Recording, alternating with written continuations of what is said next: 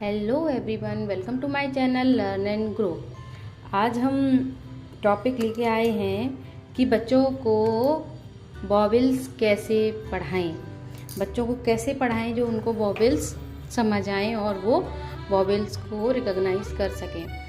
तो सबसे पहले तो हमें उनको ये बताना है कि वॉवेल्स कौन कौन से होते हैं, यानी ए से लेके जेड तक जितने भी लेटर्स होते हैं, अल्फ़ाबेट होते हैं, उनमें वॉवेल्स कौन कौन से होते हैं सबसे पहले तो हमको ये बताना है। तो वॉवेल्स हमारे होते हैं ए ई आई ओ यू। तो ये हमारे होते हैं 5 वॉवेल्स। बाकी अल्फ़ाबेट में ए ई आई ओ यू को छोड़ के बाकी सारे कॉन्सोनेंट होते हैं। ये चीज़ आपको बच्चे को बतानी है। उसके बाद हमें क्या करना है कि ए ई आई ओ यू ये बच्चे से बोलिए कि आप रिपीट करिए। बच्चा बार बार ए ई आई ओ यू लिखेगा। और कभी कभी खेल खेल में उससे, कभी बच्चा खेल रहा है तो उससे आप पूछ सकते हैं कि वॉवेल्स बताना कौन कौन से होते हैं। और कभी कुछ और रीड कर रहा है तब भी आप उसको उसका माइंड डाइवर्ट करके उससे पूछ सकते हैं कि वॉवेल्स क्या हैं, वॉवेल्स कौन कौन से होते हैं।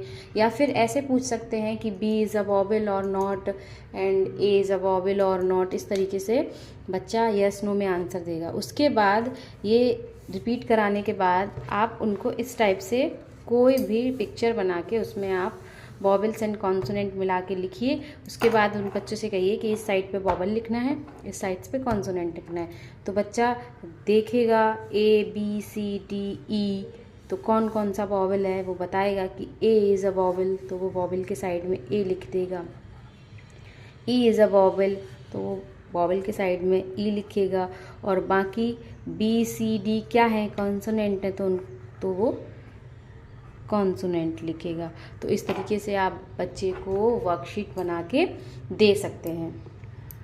नेक्स्ट है हमारा, नेक्स्ट हम क्या कर सकते हैं कि बच्चे को अल्फ़ाबेट लिख के देते हैं लार्जर में और small A B C D भी।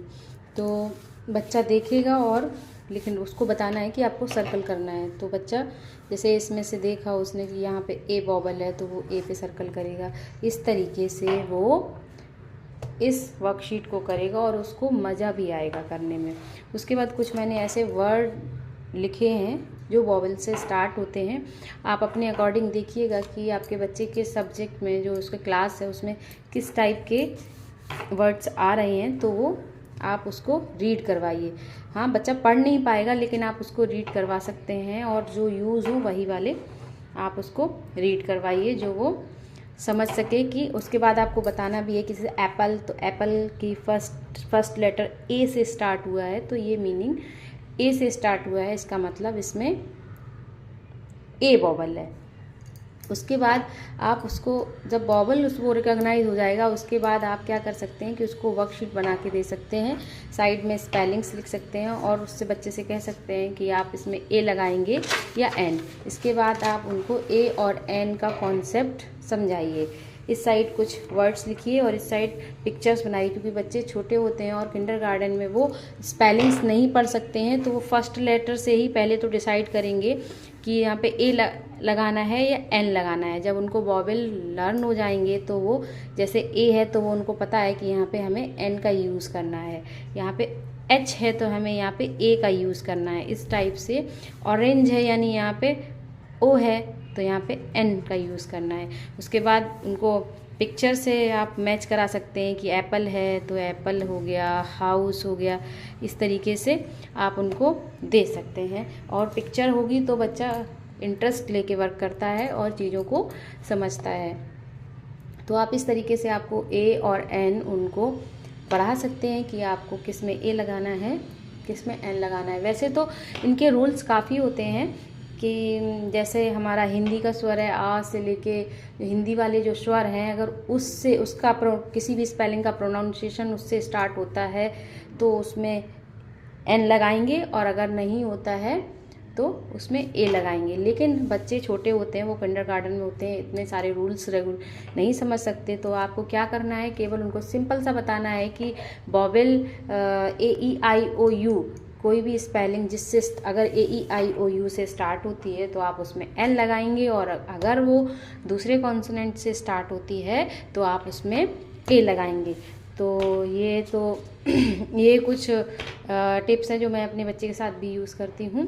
तो उस तरीके से मैंने उनको वॉवेल्स पढ़ाए हैं, और वॉवेल के साथ A और N कहाँ पे लगाना है वो भी मैंने उसको पढ़ाया है। इसके अलावा आप क्या कर सकते हैं कि उनको स्मॉल सेंटेंसेस दे सकते हैं,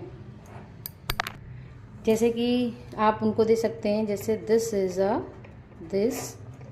इज़ एन ऑरेंज।